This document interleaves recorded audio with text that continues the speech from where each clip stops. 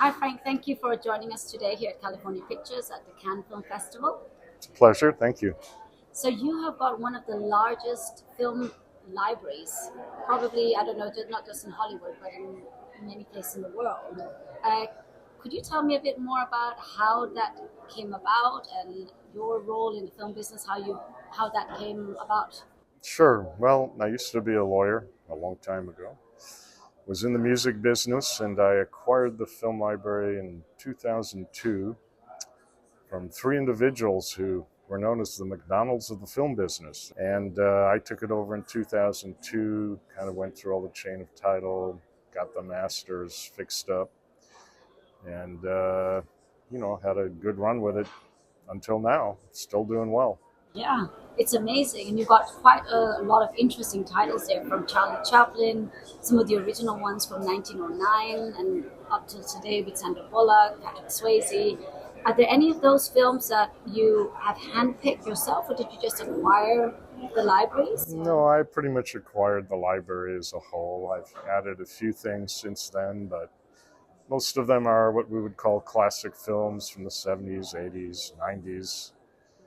A lot of big name actors, but kind of before they were famous movies or, their first or second movies. But, it's a good collection.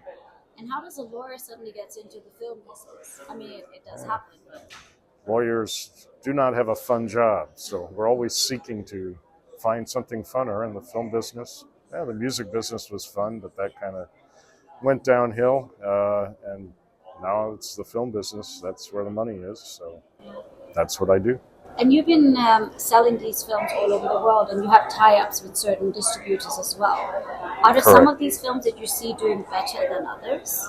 If so, which No, ones? it's, they always say it's the 80-20 rule, but that doesn't really apply. It's not 20% of the films that make 80% of the revenue. Most of my buyers are quantity buyers. They're digital platforms that need a lot of content. I have a lot of variety, so they all do pretty well. I mean, obviously the ones with name actors tend to do better than films without name actors, but in general, it's a bulk business. And you're also open for resales for people to remake certain films. Remake rights, correct? Um, Yes. have you seen a certain interest for some specific films in general where that has happened? Yeah, there's quite a few action movies. There's some martial arts. There's family movies. I mean, there's a wide selection. So I am seeing a lot of interest in Asia and China in particular about doing some remakes. And obviously, they have to redo it in their own cultural viewpoint. So, but there are scripts that are available. There are films that you can see what worked and what didn't work. So it's kind of a shortcut to making a film. And would you walk us through that process a bit for some of those who don't understand how the film business works from a buyer, a film library owner who sells a resale of certain films?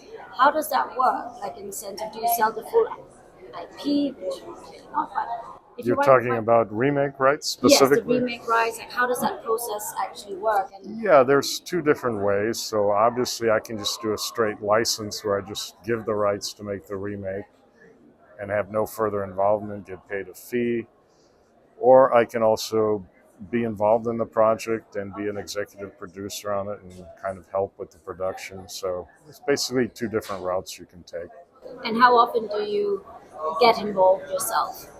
Well, not too often because there's only so many hours in the day, but if it's a good project and I like the people who are doing the remake and I think it's got promise, then I'm certainly open to getting involved. It all depends on timing and length and other things. And how does the license work? If you sell them the rights for a remake, is it up to a certain couple of years or a certain amount of years, or do you get some kind of royalty after that once the film is complete, or is it only if you're a co-producer? Well, I mean, it's all negotiable. Usually there's an upfront license fee and some kind of a back end. Obviously I give them usually about 3 years. If you can't make it in 3 years, you're probably not going to make it. So, then it would revert to me. And you've got films from a lot of places in the world, not just from Hollywood. Yes. You've got from Hong Kong, and you've seen quite a few documentaries in there as well from Europe. And do you continue to acquire new films into the library, and how do you find them? I don't really acquire too many new films. You know, I have 2,000 already. That's quite a bit. I do get involved in some newer productions, but those are kind of separate from the library. They're new films. So yeah, I'm not really expanding the library very much at this point. But you also produce, and Yes. you made quite a few things. You also been doing a series. So would you tell a bit more about how you got into production and um, what those productions have been like?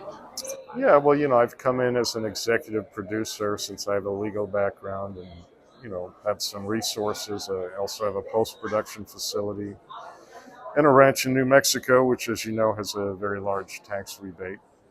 So, I've kind of put together a lot of deals. That's how I started. And, now I have a partner in New Mexico, so we're doing some newer productions with that partner. I've done productions in other parts of the world as well. Anywhere that it's been easier or more difficult to work in or challenging? Well, I did a film in Ukraine before it got invaded, and that was a pleasant experience and quite easy to do. And basically, if you go to territories that don't have a huge film production going on, it's actually easier because you're kind of the main thing in town, and you get a lot of favors, and people are excited, and so generally, I try to stay away from Hollywood, and it's generally been a pleasant experience.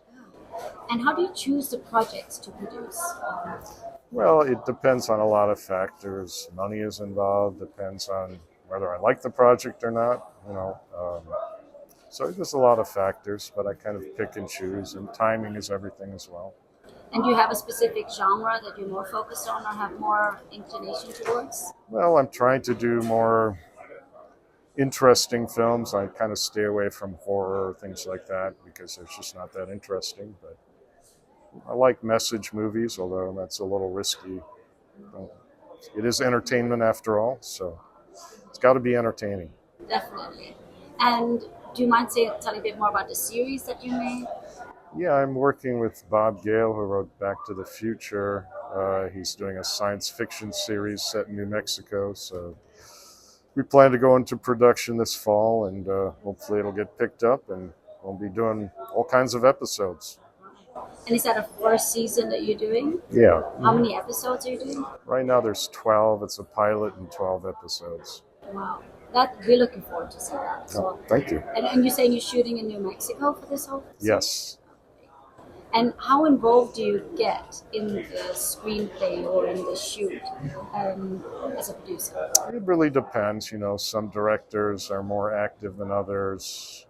I do usually get involved in the editing process and the final cut. And, I'll have varying levels of involvement in the actual production. So it really depends. It's hard to say. Each movie is different. So what regions do you focus on that you'd like to? I mean, you've already got quite a presence in the US and also parts of Europe. And is there any other areas or regions that you try to focus on to do more of an outreach for your films?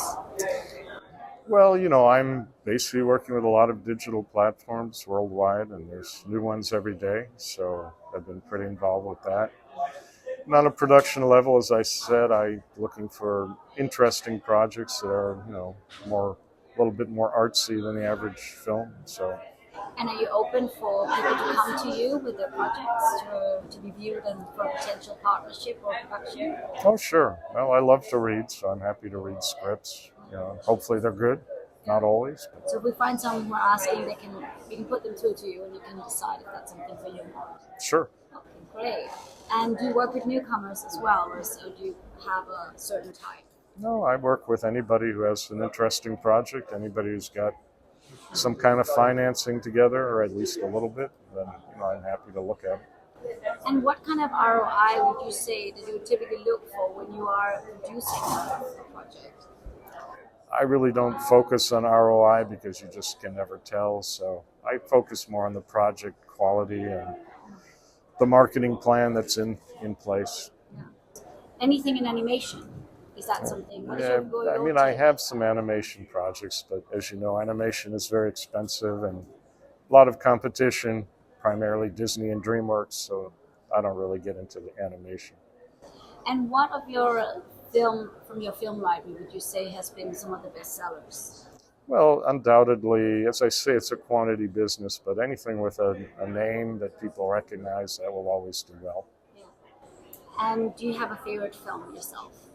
I really don't. Honestly, I mean, there's a lot of good films. There's a lot of not so good films, so I don't really have any particular favorite. Do you write yourself? I have done some writing, yes. And what inspires Frank? Well, I come from the music business. I like anything creative, whether it's music, art, film, writing. So, You play music as well? yes, was a trained musician and play What do you piano. play? Play piano and keyboards, and I songwrite as well. Oh, and you still write songs as well? Oh yeah, I just released a CD, even though nobody has CD players anymore. Right. Well, I'll check it out. What is it called? It's called, well, it's a collection of my songs sung by a singer called Vero. Vero. Yeah. Okay, from the US. Yes, I'll be happy to give you a CD. I'd love that. Thanks. Love that. All right. Thank you so much. Thank Thanks you. for speaking. Appreciate it. Thank you. Take care. Bye-bye. Bye.